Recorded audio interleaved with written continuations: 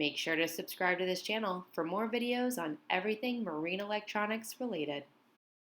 Sometimes with age or over-tightening, nut holder tabs on Raymarine Radomes can break.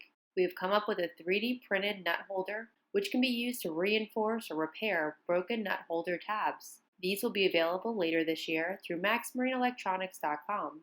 In this video, we'll go through how to install your new tabs. You will need 3D printed ABS plastic and metal tabs available in 2 and 8-piece kits, needle nose pliers, super glue, and a clamp.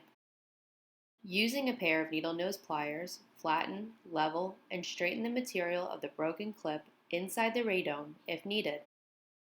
Next, squeezing on either side of the metal tab with needle nose pliers will allow the nut and clip to enter the window of the 3D printed tab. Apply super glue on the lower section of the tab, slide the tab under the factory clip, and apply pressure with a clamp to ensure bonding. These tabs are designed to be tough friction fit for added rigidity and require firm pressure to install. Once dry, the factory screws on the radome will reach the nut. Make sure not to over-tighten.